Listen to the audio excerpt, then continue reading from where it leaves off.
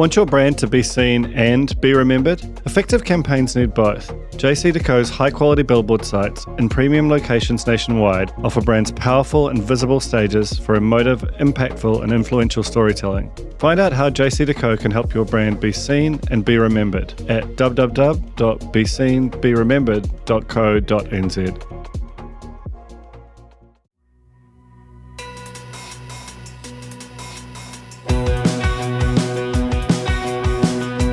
Nau mai, hoki mai, kia ora fold, e mihi ne, ko Duncan Greive, tōku ingoa.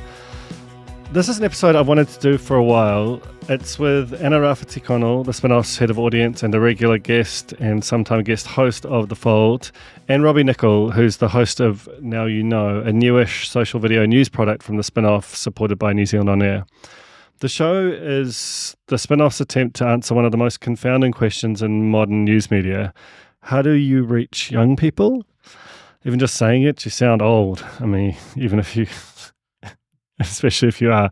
I just got back from Google's Australia News Summit in Sydney. Our CEO, Amber Easby, and I watched a series of presentations, almost all of which mentioned Gen Z, and one of which was entirely dedicated to trying to understand them. It was from News Limited. It's, if you're not in the business, that's Rupert Murdoch, notorious Gen Z adjacent media owner. That's his business.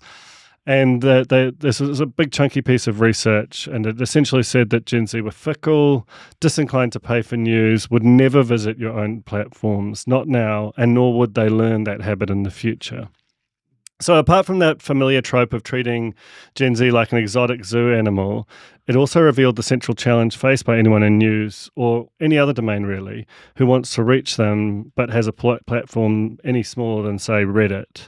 Namely, how can you pay for it? Thanks, New Zealand On Air. And what are you doing it for? Like, is it out of the goodness of your heart? That's one thing, but like, where are we going with this? It's not a particularly resolved sort of question, but I really enjoy talking about it and thinking about it with Anna and Robbie in particular. And Now You Know is our attempt to sort of tease out answers to some of those questions. And so far, the results are quite good, I think. Anyway, it opens up a whole area to think about the modern internet and news consumption and content distribution. And I welcome Anna and Robbie to The Fold to talk about Now You Know and a whole lot more. Kia ora kōrua. Welcome. Kia ora, Duncan. Anna, our regular listeners know who you are. They do, yes. They know a lot about you. So yes. I'm going to start with Robbie. Okay, great. Tell me how you got here, Robbie. I applied for a job, Duncan. And why? Why? I've sort of spent most of my adult life trying to explain or, dive into the news on the internet and talk to it with young people when I was young. And now that I'm a little less young with an audience that's a little bit younger than me, I've always been really passionate about, I grew up loving Jon Stewart and Stephen Colbert and all of that, and kind of started mimicking them with a series called White Man Behind a Desk, and just have sort of continued doing it ever since. And so when I saw a job being advertised at the Spinoff saying, hey, we're going to make a bunch of short form videos explaining the news to young people, I was like, oh, I could do that. I could give that a go. It was a very exciting moment, and luckily I got it. Thanks, Hannah. And we're thrilled to have you, truly. Anna, let's bring you in. You're on the other side of that job ad. What was the rationale behind Now You Know? Who are we trying to reach, and what's the brief and the connection to everything else we're doing here? So I guess I have written about ad nauseum the need to meet audiences where they are. And the Reuters survey that came out this year that is oft quoted around where young people are getting their news, and for under 35s, it's now majority social media platforms. That landed after we had started Now You Know and hiring Robbie.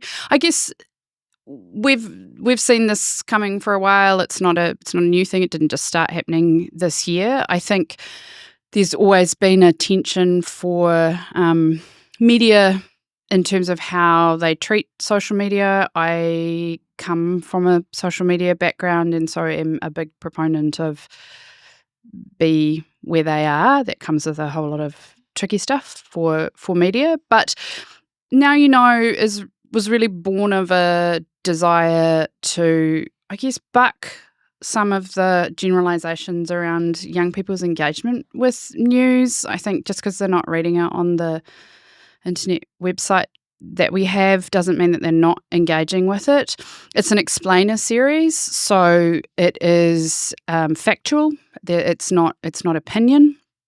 And I guess we were looking for, it was initially titled 60 Seconds, which was quite, at the time when it was all kind of coming together, we were like, this is bananas. We're going to try and explain big complex topics in 60 seconds.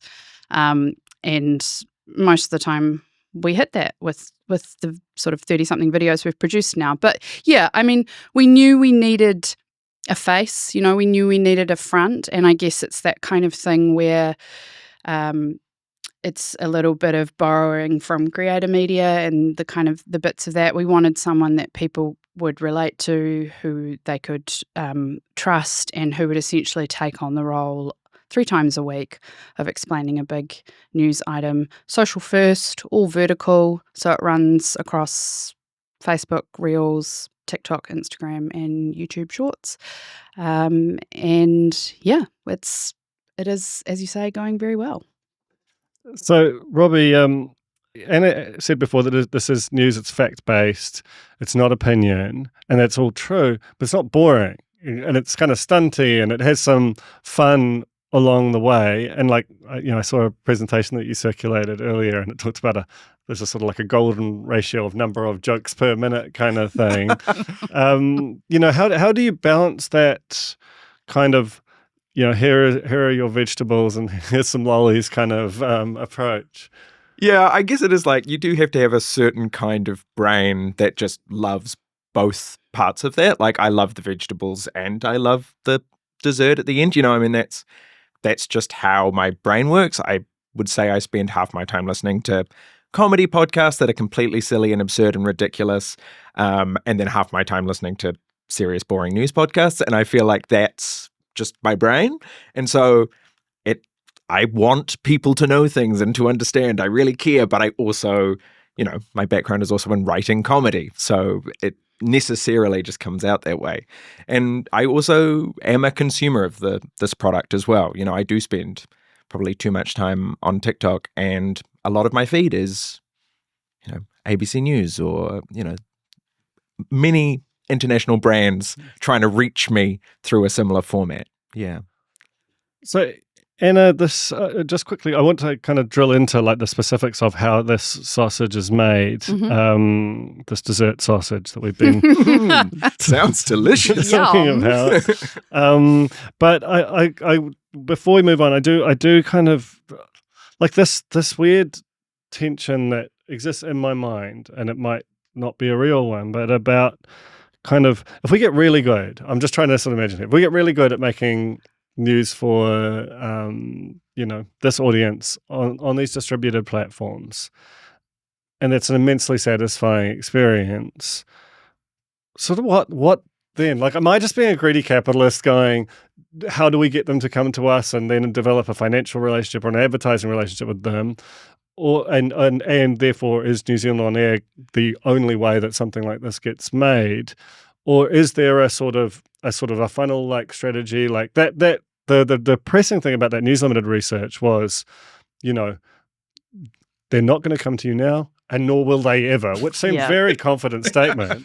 But yeah, what's your sort of view on that? Because the other thing is, these things are always reductive, these grand sweeping statements. There are some young people who do love and read the Spinoff, and I can imagine one day there might be more. But what's going on there? Yeah, so I mean, I think let's just pick off the edges around the reductive statements. I mean, I've read a lot recently around the fact that young people are in fact willing to pay for news.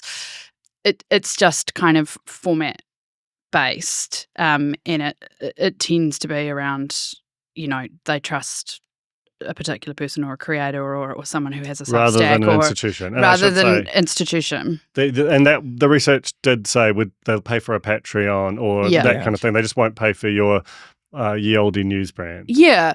I mean, look, what a super easy question to ask me about. Thank you.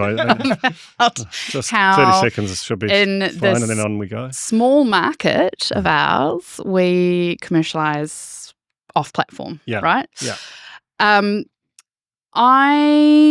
Look, it's age-old. It's a conversation that used to happen in arts and culture all the time, still does. Do people age into a certain behaviour, or do they just keep behaving the way that they started behaving when they were young? Look, I guess for me, I don't know.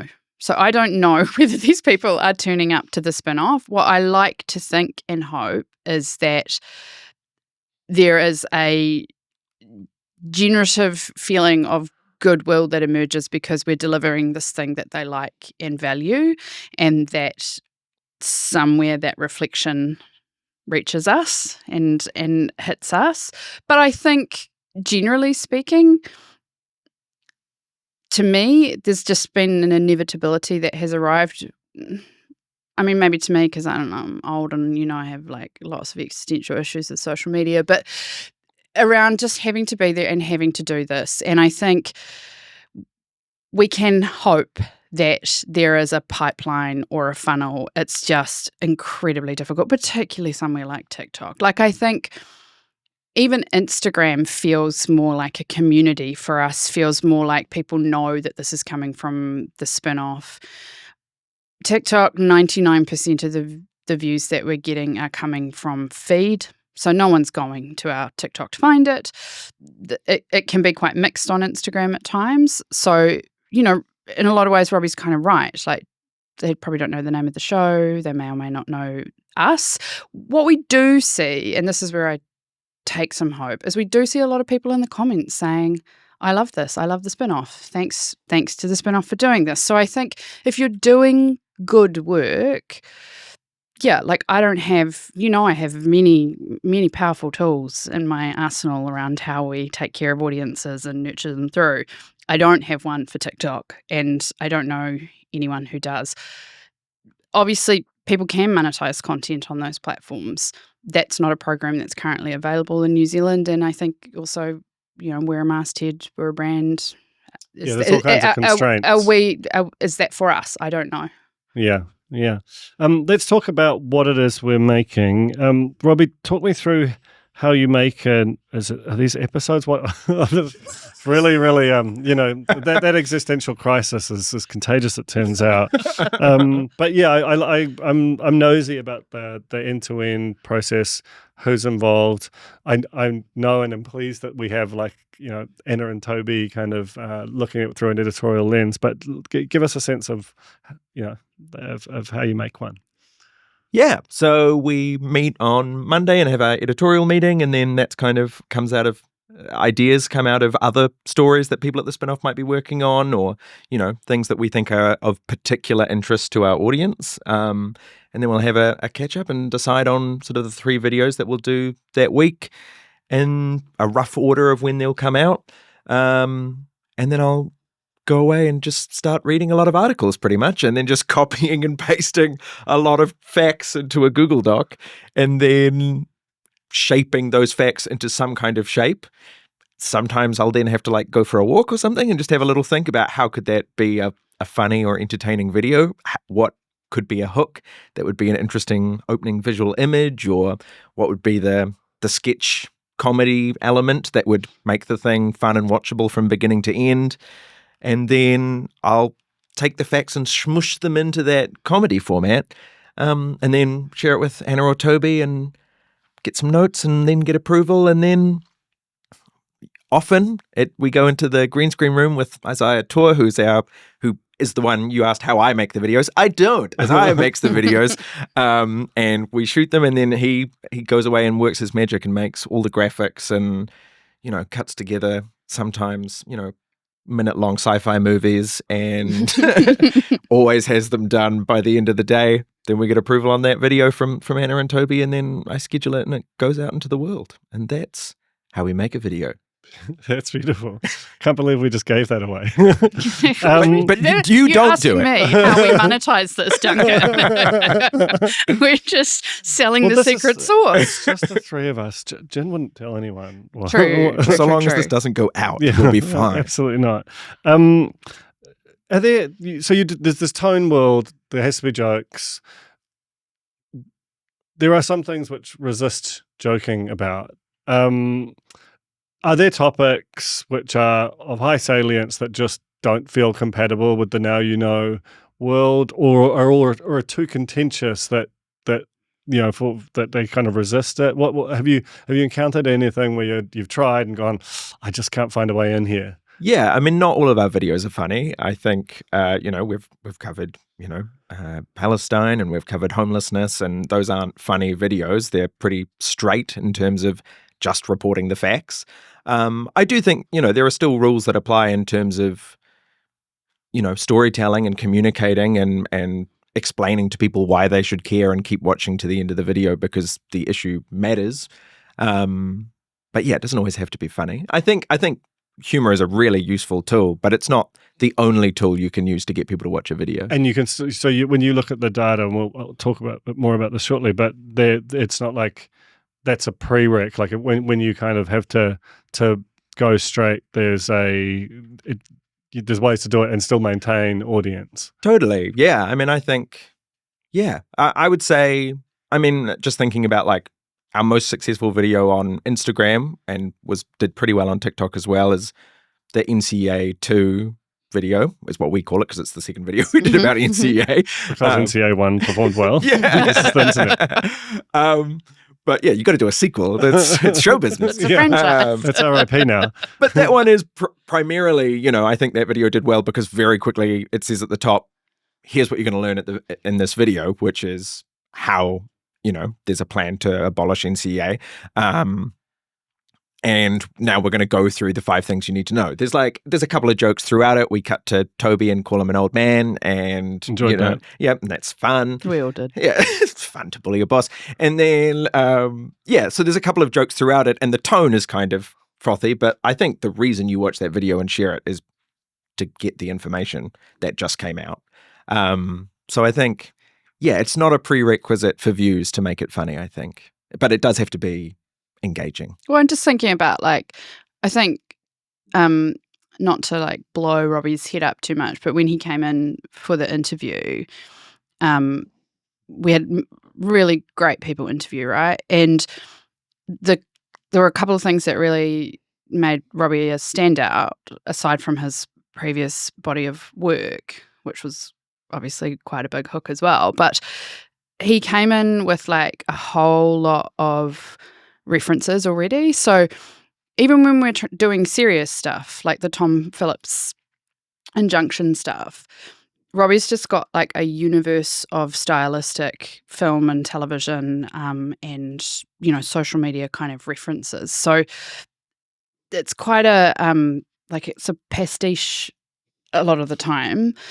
And the other thing is I threw a real curly, horrible question into the interview around what if we said we needed different kinds of video for specific platforms, knowing full well that Instagram and TikTok have quite different aesthetics. And you just have that built in, you have some real nerd, I say this with love, but real nerd qualities around understanding what people react and respond to. And I think we are always trying to come back to what is the thing we're trying to explain? What do people need explained? And if there's not something that needs to be explained, if it's just a headline, then it's not now you know territory. The JC Billboard Network delivers quality reach via commanding sites to ensure your campaign is visible and impactful. With superior screen quality and premium locations, JC can help your campaign be seen and be remembered.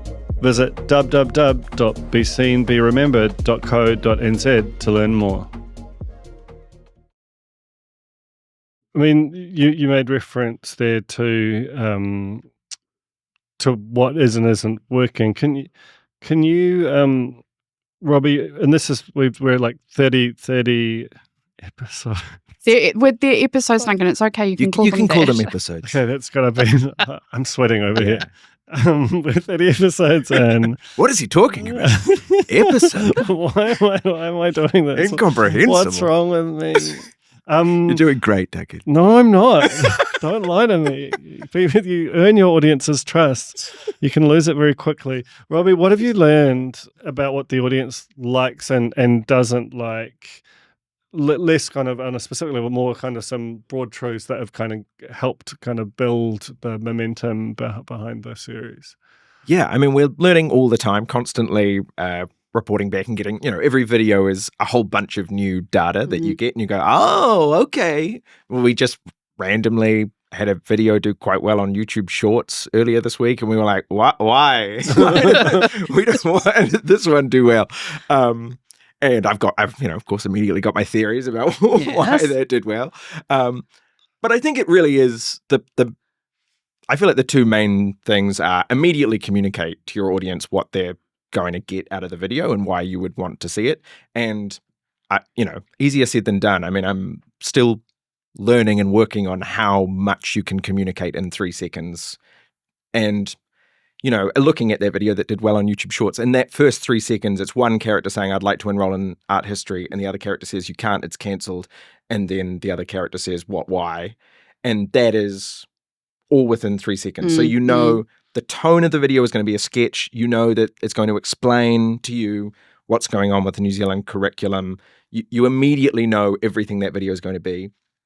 And then the audience has to actually care about, it's no use saying, it's going to be about X, and nobody cares about X. So it has to be a topic that people genuinely care about and have feelings about, I think. And also part of our brief is sometimes we're going to do videos about things that people don't know they care about, or, and those videos might not do as well, but it's still important to do them so that there's an explanation of, some economic concept or something that we want people to know. And then finding a way to pull people through the video so they watch every bit of it. And that can be as simple as like, here's a list. And now it's 1, 2, 3. Or it can be as simple as, oh, it's funny and there's characters in it, so I want to see how this resolves. And so that pulls you through. It's a mechanism to get you watching to the end of the video. We talk a lot about hooks. Yeah. Like, the first 3 seconds. The opening image of the frame and then what you communicate in that first 3 seconds to make sure that people get what the video is and stop scrolling. Yeah. It's interesting, right? Because you talked about that sometimes you do things that on the face of them and they're going to be a harder sell, like less kind of grabby topics, but you do it because it's important, right? And which I'm really pleased to hear, because it's very easy. Like we were at this conference, there was someone from Yahoo Australia, really cool and clever person, but they found that their audience really liked Married at First Sight Australia. Me too. The Royals, less so, but I understand people are quite interested in that. And so that's just what they do now. And there's always this danger of just being drawn into like just mercilessly kind of sort of following what the algorithm kind of tells you to do. Whereas I think that the kind of some of the art of now, is actually, we're going to try and do this really hard thing, and it might fail, but you have to try, and that's part of the public media element of it. Are there any kind of, specific things where videos where you've had this kind of like this high wire act, and you've got the response? Like what are some of these, the kind of like, NCEA feels like you had a reasonable, like, what the audience on TikTok looks like. You got a decent shot at that. And obviously that's why the multiverse is happening there. But what are some examples of, almost the opposite of that when you're doing like macroeconomics or something and hit it out of the park? I mean, I don't know. I think fundamentally people do have to care about the subject. I think I've been, we're learning all of these skills, I think, to then apply them to things that people find boring and uninteresting. And then we will do our best to leverage as many views as we can possibly get for the thing that nobody cares about. And, I think I was surprised by how well US Customs, we did a video on, the experience of trying to get into America now and your likelihood of being detained increasing or being sent back home.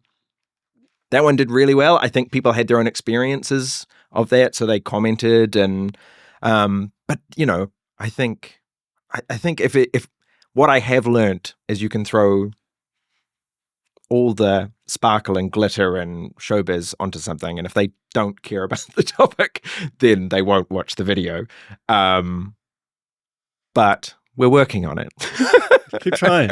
I love it. Yeah. Can you talk about the different platforms? And like, you talked about before about Instagram has kind of more of a sense of community still remnant than TikTok. How has this performed on the various platforms? And, has there been anything that kind of surprised you out of the, where the juice is, where the audience is?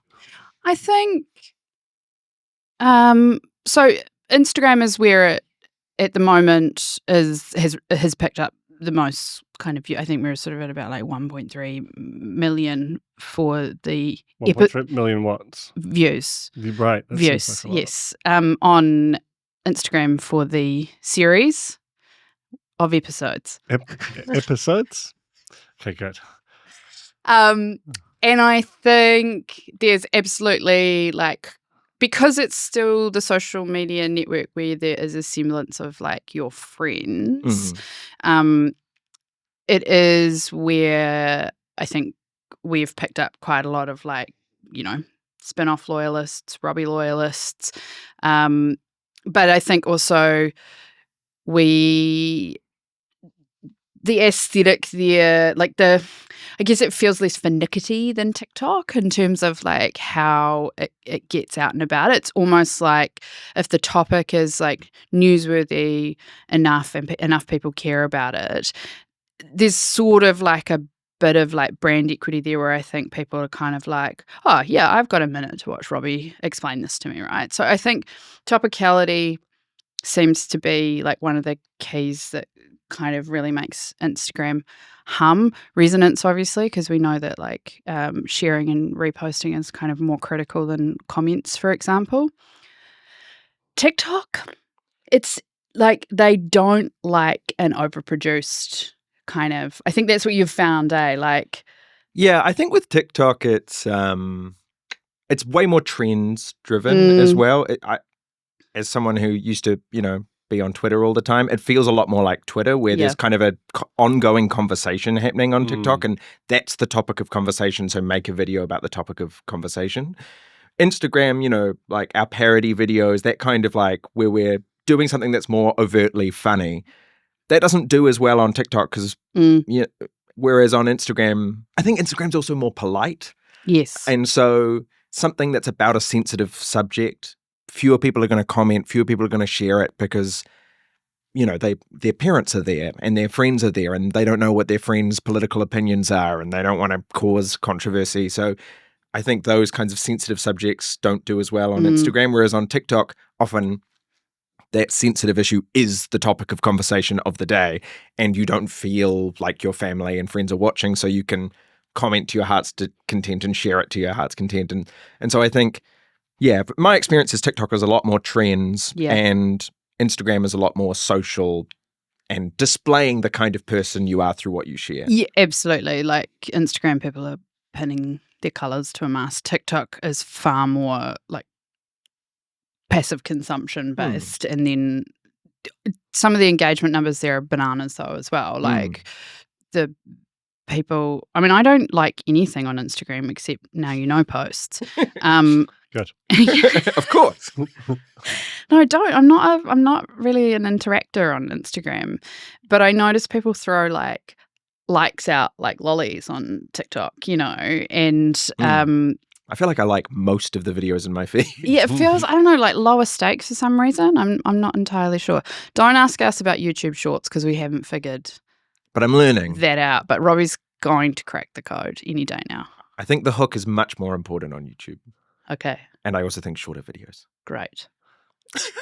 Well, that's interesting, right? So when you're making it, do you and either during the production process, do you think I kind of need to tweak this for that platform, or is it sort of more organic and then when you launch it, you're like, this feels like it's going to kill on Instagram, TikTok, who the hell knows?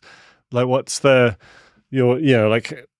are you just kind of making this, obeying the kind of broad rules of the vertical video internet, and then seeing what the results are when they come rolling in. I think at the start of this process, we kind of focused on TikTok was going to be kind of our, like, we're making videos for TikTok that we're publishing on other platforms was kind of our initial aim.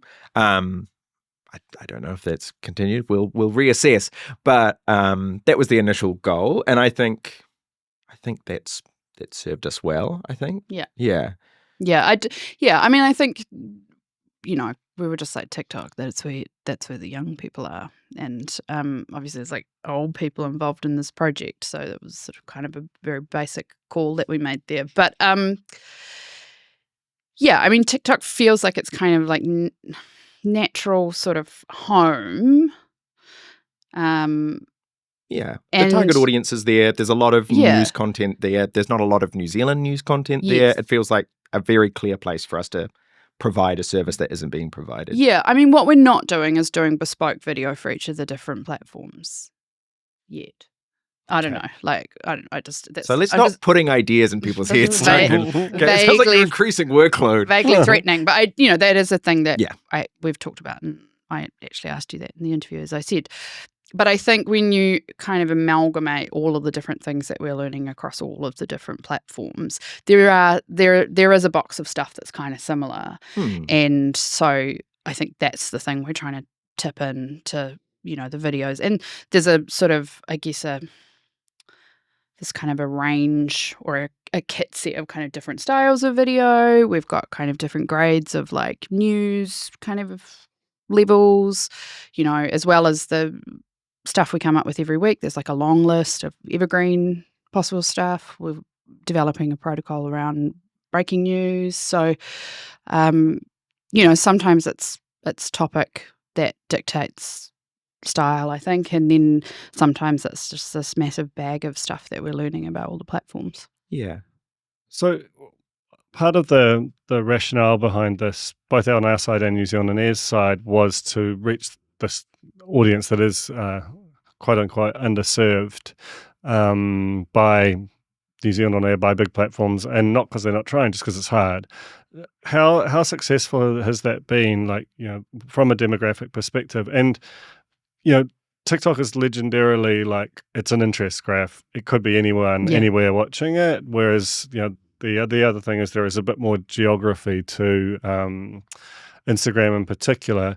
Can you just talk through what the data tells us on those fronts? Yeah, so the demo is 18 to 24, which is tight. Thin slice.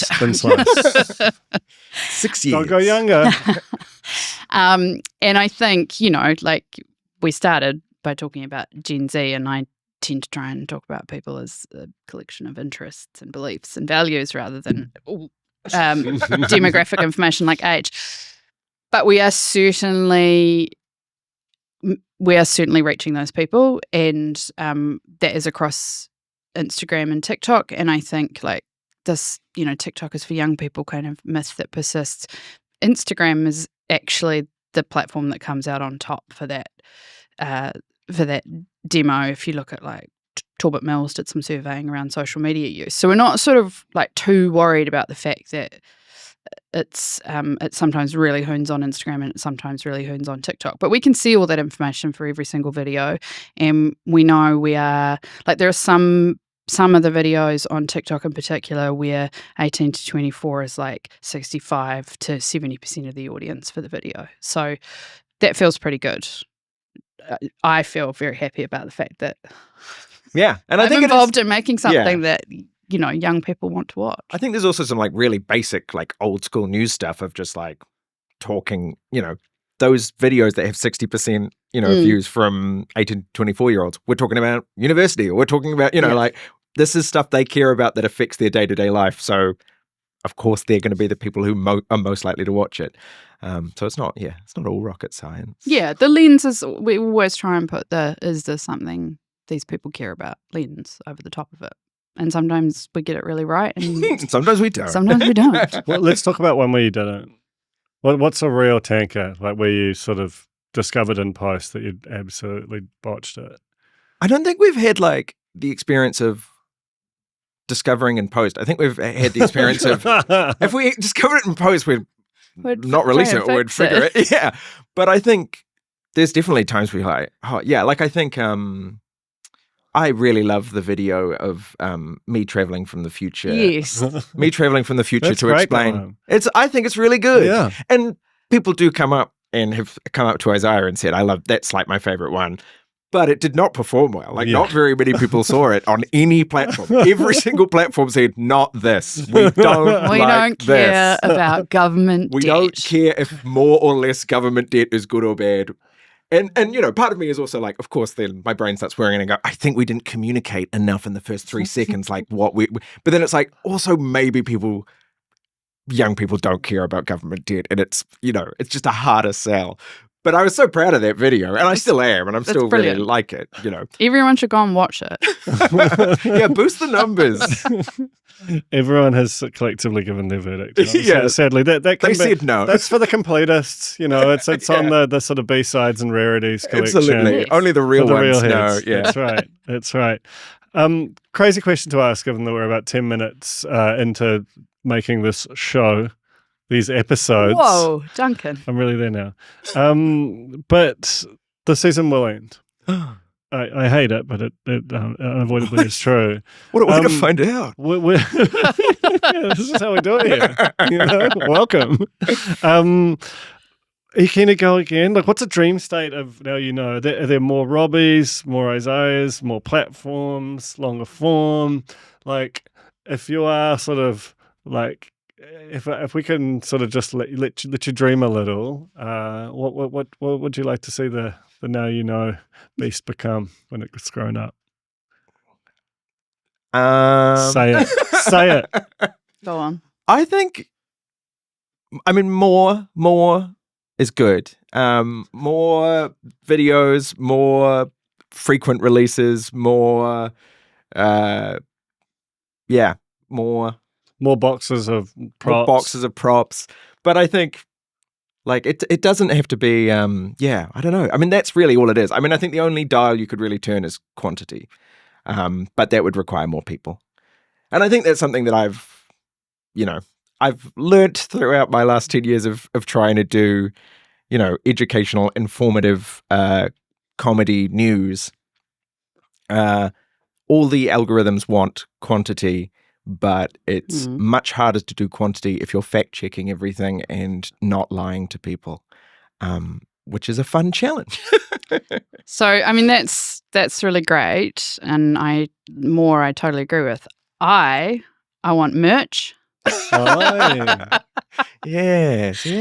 I think there's an ecosystem, a current affairs ecosystem you could build out around it. I think there's pod audio. There's a newsletter. I want to build the universe. No, I think with if the audience is like, yeah, this is good. I get a lot of value out of this. Here's this is the 1 minute version, and this is specifically what this is designed to do.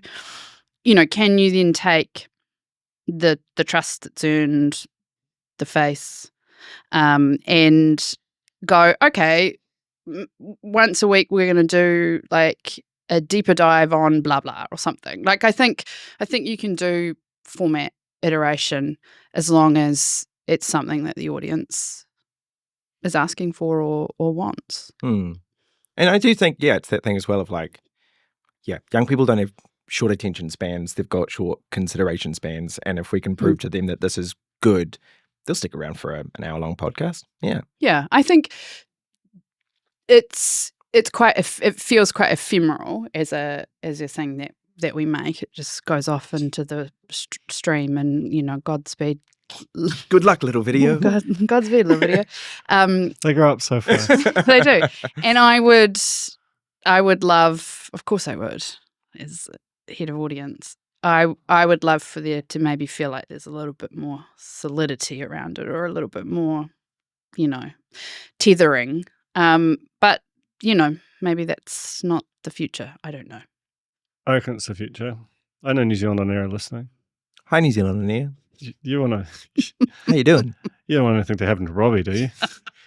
Okay, so I don't know if you heard that, New Zealand on air, but I'm frightened. This all seems fine. It's 4:00 on Friday, and we're I wonder holding if you up can everyone's tell. beers. Thank you both. It's been real fun. Thank you. It's such a lovely product. It's just a perfect execution. You should both be very proud. Shout out to the whole crew: Toby, Jen, Isaiah. There's many hands make this a beautiful thing. This is true, and Jen. It's her hands making this a beautiful thing. She's making this actual. She's making the best of a bad situation, let's be honest. But yeah, all right, that's the Fold, I guess. Bye.